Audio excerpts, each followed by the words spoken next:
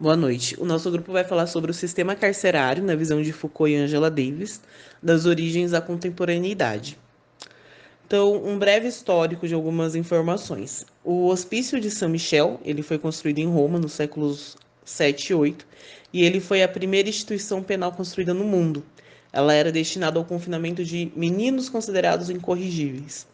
Já a primeira prisão, com a proposta de fato de recolher criminosos, ela foi erguida em Londres em 1550, que foi a House of Correction, enquanto a privação de liberdade, utilizada como de fato como uma pena, ela começou na Holanda em 1595, quando foi construído a Rasfiels, em Amsterdã. Então, os termos encarceramento correcional, reclusão, detenção, prisão são nomes diferentes para o mesmo castigo. Na antiguidade, a prisão ela tinha por objetivo conter o réu até o julgamento ou a sua execução. Então, ele era um lugar de custódia, onde acontecia também muita tortura. E carregava a ideia de punição, não exatamente de cumprir uma pena. Nessa época também estava muito presente o aspecto religioso, então as penas elas eram encaradas como um castigo divino, castigos que eram interpretados por pessoas que eram consideradas capacitadas para entender o que os deuses queriam. Então, os sacerdotes ou os suzeranos. Com o crescimento e desenvolvimento dos povos, as infrações elas passaram a ser vistas não somente como uma ofensa direcionada a um indivíduo só, e sim ao grupo que esse indivíduo pertencia. Com a evolução política da sociedade, o Estado ele tomou para si o poder e o dever, no caso, de manter a ordem e a segurança social. E dessa forma, os agentes do Estado podiam punir em nome do Estado os súditos.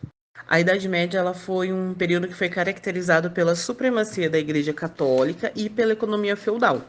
Então, ainda nessa época, como na antiguidade, o cárcere ele era um local para conter o réu, para garantir que fosse cumpridas as punições deles.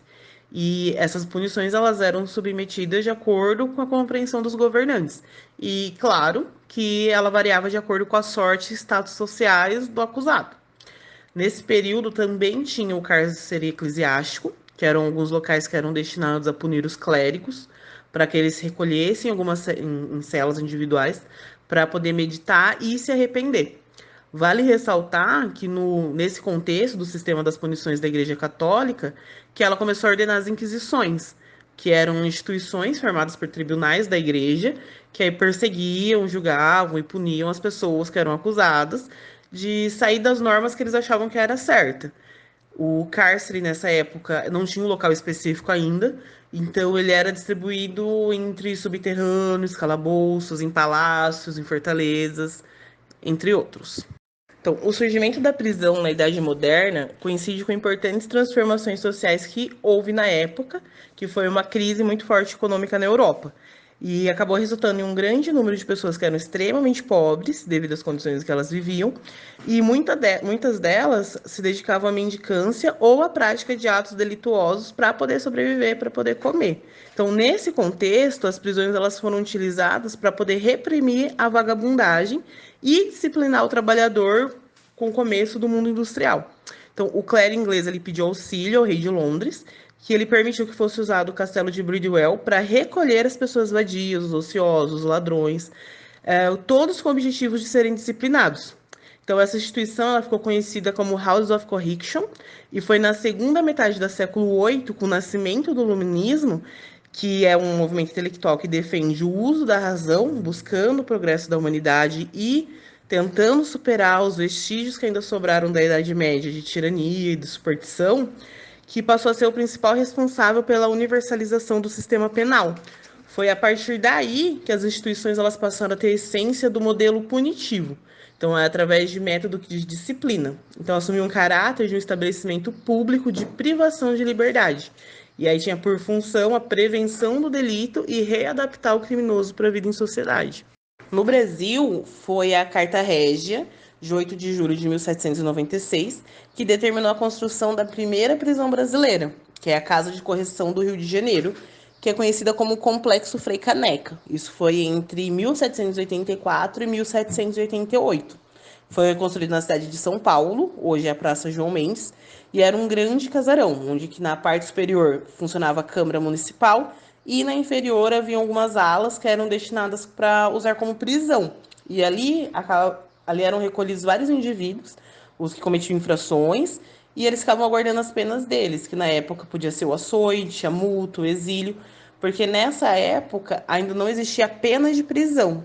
Foi com a Constituição de 1824, o artigo 179, e o Código Penal de 1830, que passou a ser estabelecido um ponto de vista do poder público a necessidade de repensar a questão prisional no país. Então, as prisões elas tinham que ser seguras, elas tinham que ser limpas, elas tinham que ser arejadas. Os réus eles deviam ser separados de acordo com a natureza dos seus crimes. E com o Código Penal de 1890, além de estabelecer novas modalidades de pena, o artigo 44 ele considerava que não existia mais penas perpétuas e coletivas. Então, as penas restritivas elas não podiam ultrapassar 30 anos. E foi somente no início do século XX que houve mudanças para ter um melhor controle da população carcerária. E foi aí que passou a surgir as prisões para mulheres, para menores, para quem era processado como louco.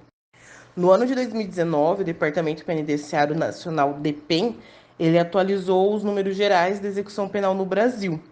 Então, se a gente levar em consideração os presos em estabelecimentos penais e presos detidos em outras carceragens, o Brasil ele possui uma população prisional de 773.751 pessoas que são privadas da liberdade em todos os regimes. Se a gente analisar só os presos alocados em unidades prisionais, sem contarmos delegacias, o país ele tem 758.676 presos. E o percentual de presos provisórios, que são quem ainda não teve uma condenação, é de 33%. Então, existem vários fatores que fazem com que o sistema carcerário brasileiro seja precário. Então, acho que os pontos mais graves são o abandono, a falta de investimento, o descaso do poder político, são atmosferas insalubres, não tem espaço para o detento, é suja, e é impossível tratar de fato a ressocialização deles assim. Hoje eu vou falar para vocês sobre o Michel Foucault, o seu pensamento acerca do sistema carcerário e mais alguns pontos relacionados às suas áreas de conhecimento. Pode passar. O Foucault nasceu em 1926. Ele foi um filósofo francês da contemporaneidade que estudou sobre a relação de conhecimento e poder, também dentro de várias áreas, como da sexualidade, a instituição escola e o sistema penitenciário. Para ele, o poder é uma prática social e o discurso que é visto como verdade detém o poder e esse poder pode ser usado contra os indivíduos. Ele mesmo diz na microfísica do poder: a verdade não existe fora do poder ou sem o poder. Não obstante, um mito de que seria necessário estabelecer a história e as funções, a recompensa dos espíritos livres, o filho das longas solidões, o privilégio que souberam se libertar. A verdade é deste mundo. Ela é produzida nele graças às múltiplas coerções e nele produz efeitos regulamentados de poder. Cada sociedade tem seu regime de verdade, sua política geral de verdade, isso é, os tipos de discurso que ela acolhe e faz funcionar como verdadeiros, os mecanismos e as instâncias que permitem distinguir os enunciados verdadeiros dos falsos, a maneira como se sancionam uns e outros, as técnicas e os procedimentos que são valorizados para a obtenção da verdade, o estatuto daqueles que têm o encargo de dizer o que funciona como verdadeiro. Pode passar. Eu vou falar rapidamente sobre as duas obras que eu usei como maior base para esse trabalho. Em Vigiar e Punir, o Foucault relata a evolução dos métodos de punição até os que a gente utiliza nos dias de hoje. Ele fala sobre as suas técnicas, os seus objetivos e as instituições que estão por trás delas. E a microfísica do poder é onde ele analisa sobre o poder e os conhecimentos gerados por ele. Para ele não existe poder, mas sim práticas de poder. Bom, todo o processo de punição passou por diversas mudanças com o passar dos anos. Por exemplo, no século XVI, a gente tinha o suplício, que era em praça pública e era um método bastante violento. E com essas mudanças, os métodos passaram a ter como objetivo central a correção dos indivíduos, onde as instituições possuem o total controle dos corpos dos condenados. Ele mesmo diz em Vigiar e Punir. A punição vai se tornando, pois, a parte mais velada do processo penal, provocando várias consequências, deixando o campo da percepção quase diária e entra no da consciência abstrata, sua eficácia atribuída à sua fatalidade, não à sua intensidade visível. A certeza de ser punido é que deve desviar o homem do crime e não mais o abominável teatro. Pode passar. Uma de suas críticas, né, se encaixa com perfeição na atual situação do nosso sistema carcerário. Desde 1820 se constata que a prisão, longe de transformar os criminosos em gente honesta, serve apenas para fabricar novos criminosos ou para afundá-los ainda mais na criminalidade. O sistema prisional no Brasil hoje perdeu completamente seu viés educacional e ressocializador, se é que em algum momento da criação dessa instituição ela teve esses preceitos como uma de suas bases. E, bom, de acordo com o IFOPEM, os dados de 2019 mostram para a gente que o Brasil possui uma população carcerária de mais ou menos 773.151 presos, nos quais 33% dos mesmos se encontram em prisão provisória. Os indivíduos que fazem parte desses dados, infelizmente, estão fadados até a sua morte, para o momento da sua vida que eles se transformaram em apenas um número. Um número dentro de um sistema que te humilha, que não te dá liberdade, que acima de tudo não te dá humanidade. Para o Foucault, o atual modelo de sistema que a gente tem é o causador das diversas rebeliões que a gente vê. Isso se dá pelo fato de que os 7 pontos de boas condições que foram falados por ele ainda não foram alcançados. Para a gente ter um pouco de noção do que ele diz sobre esses 7 pontos, eu vou falar alguns aqui. O fato do sistema ter que transformar o comportamento do preso, que as penas deveriam reformar o condenado, só sendo permitida a sua soltura quando o mesmo estivesse reabilitado e que o trabalho deveria ser uma parte fundamental da reabilitação. E, infelizmente, enquanto isso não é alcançado, nossa sociedade segue com essa imagem deturpada do ex-presidiário como sendo violento, como sendo perigoso e que é incapaz de seguir qualquer outro caminho que não seja o de volta ao presídio, lugar esse que muita gente entende que ele nunca deveria ter saído. Boa noite a todas e todos, espero que estejam bem. A Angela Davis é uma filósofa e ativista de direitos humanos que, em 1969, ficou conhecida depois de ter sido retirada da posição como professora do Departamento de Filosofia na Universidade da Califórnia. Isso tudo devido ao ativismo dela, né, que ela lutava por muitas causas, só que o destaque dela era por lutar pelos direitos civis das pessoas negras. E também pelo envolvimento dela por ela ser integrante do Partido Comunista dos Estados Unidos. sob falsas acusações de estar envolvida em um assassinato. Ela entrou. Pode passar, por favor. Ela passou a fazer parte da lista das 10 pessoas mais procuradas pelo FBI. E o caso dela ganhou muita notoriedade, sendo um dos julgamentos mais famosos dos Estados Unidos, devido à intensa busca policial para que ela fosse capturada. Ela ficou presa por um período de 16 meses. Houve intensas mobilizações para que ela fosse liberta, e isso repercutiu não só nos Estados Unidos, mas também em diversas partes do mundo, sendo criado um movimento nomeado Free Angela Davis, para que fossem retiradas as acusações sobre ela. É interessante também que, por um período, ela foi integrante do grupo dos Panteras Negras. O período em que a Angela esteve em cárcere foi crucial para que ela se tornasse uma ativista abolicionista do sistema carcerário, que visa melhorar as condições das prisões ou fazer uma nova reforma nos modelos prisionais dos Estados Unidos, que também pode ser aderido por outros países, visto que muitos deles possuem sistemas prisionais semelhantes. A ideia de que as prisões são a única maneira de combater a violência, dentre outros crimes, por parte de um indivíduo que ameaça a sociedade, ameaça a ordem social, né?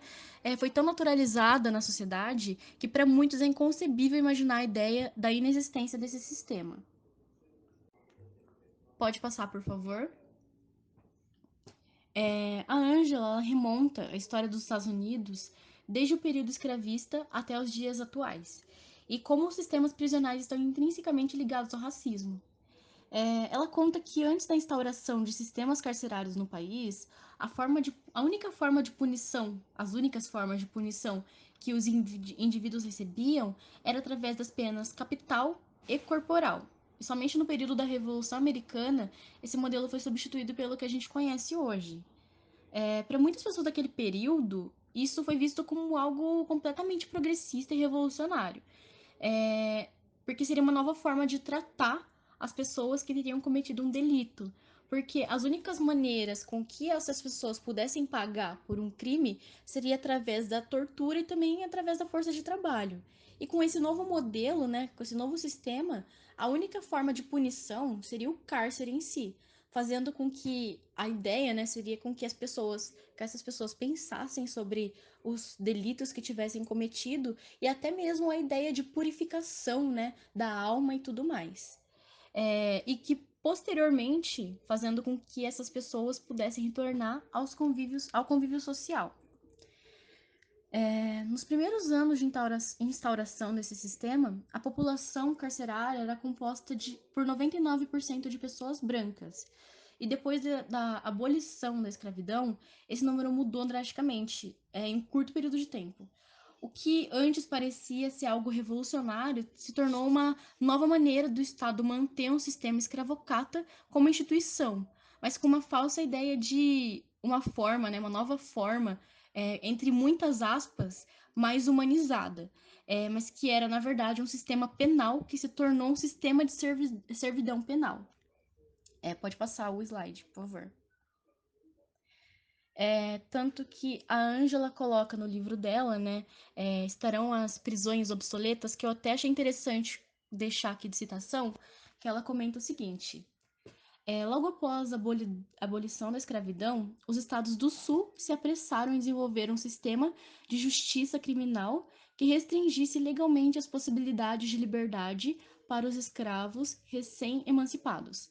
As pessoas negras se tornaram os principais alvos de um sistema em desenvolvimento de arrendamento de condenados, ao qual muitos se referiam como uma reencarnação da escravidão.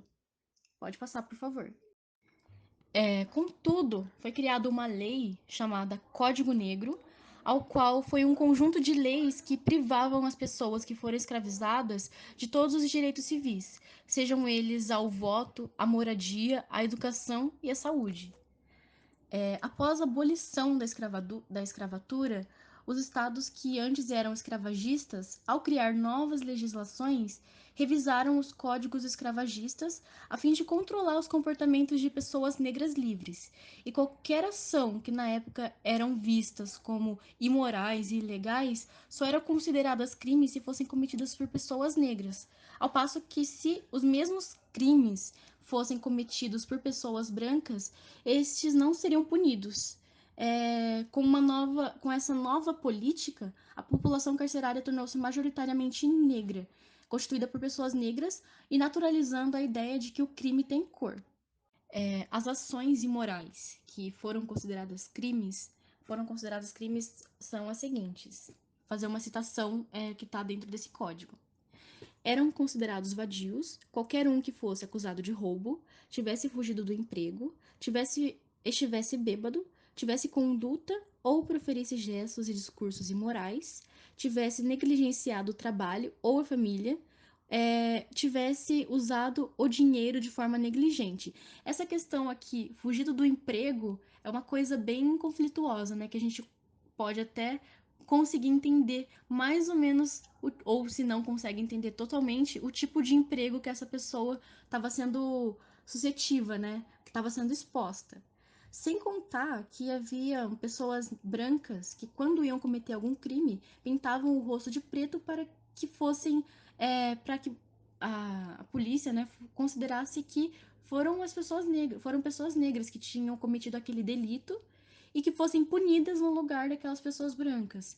E até mesmo quando acontecia algum crime e a vítima, né, colocando assim, ia fazer acusação, sempre usava como descrição colocando que tinha sido uma pessoa negra que cometeu aquele crime. As prisões estavam reproduzindo atitudes que antes eram do antigo regime escravagista, visto que os prisioneiros seguiam ordens e rotinas duramente estabelecidas por seus superiores. Este modelo se assemelhava à maneira com que os escravos do sul do país eram tratados, sendo sempre vigiados e forçados a trabalhar. Aí eu coloquei uma citação que a Angela Davis colocou aqui no livro dela, de um historiador chamado Adam J. Hirsch, não sei como que pronuncia. E ele retrata justamente essa questão que eu citei agora. É possível identificar na penitenciária muitos reflexos da escravidão como era praticada no Sul. Ambas as instituições subordinavam seus sujeitos à vontade de outras pessoas, como os escravos do Sul. Com os escravos do Sul, os detentos nas prisões seguiam uma rotina diária especificada por seus superiores. Ambas as instituições reduziam seus sujeitos à dependência de outras pessoas para o fornecimento de serviços humanos básicos, como comida e abrigo. Ambas isolavam seus sujeitos da população em geral ao confiná-los em um habitat fixo.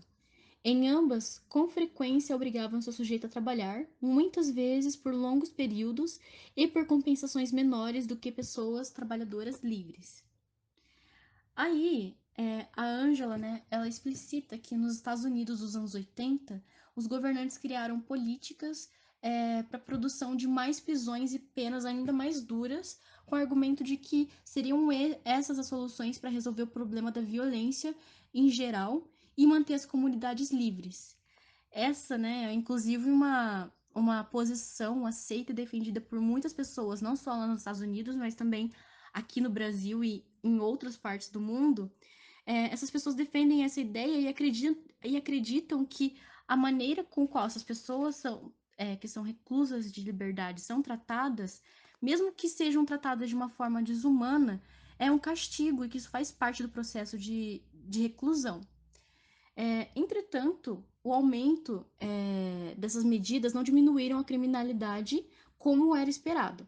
Ao passo que mais pessoas eram privadas de liberdade, mais prisões eram construídas, fazendo com que empresas de construção, fornecimento de serviços e mão de obra fossem aumentando, sendo gastos bilhões de dólares e aumentando o capital do país. Dito isso, os ativistas anti-prisões, como é o que a Angela também se autodenomina, né? Ela e a todos que lutam para mudança, se não abolição do sistema carcerário, eles passaram a se referir a esse sistema como complexo industrial penal. Eu acabei esquecendo de colocar de gancho no assunto que a Ângela coloca sobre a escravidão e sistemas carcerários, só para a gente poder visualizar.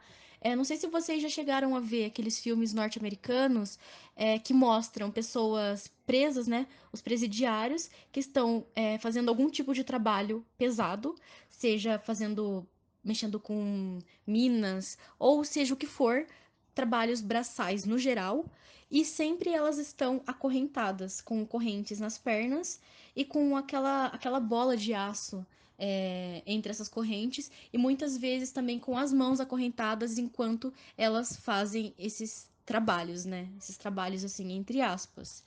E sobre a questão que a Ângela coloca também, e que é uma coisa que a gente que é consenso, é em questão da diminuição da criminalidade, uma coisa que pode diminuir muito é fazer investimentos na educação. Fazendo investimento na educação, aí a gente pode ver essa diferença em questão de números, em questão da violência diminuir drasticamente, violência e crimes ao todo. Mesmo que a Ângela trate sobre o sistema prisional dos Estados Unidos, né, a gente pode notar a semelhança dos sistemas carcerários do Brasil e de outras partes do mundo também. É importante também destacar que quando é tratado sobre o assunto raças, vem sempre à mente a diferenciação de pessoas negras e brancas. Entretanto, a população carcerária, tanto no Brasil quanto em muitos países em que passaram pelo mesmo processo da escravidão, é constituída em menor quantidade por pessoas brancas e, em sua grande maioria, pessoas negras, indígenas, latinas e pessoas de origens árabes, falando dos Estados Unidos, compõem em grande parte o sistema carcerário. E aí a Ângela faz a gente refletir sobre duas coisas. Serão os sistemas carcerários organizações racistas?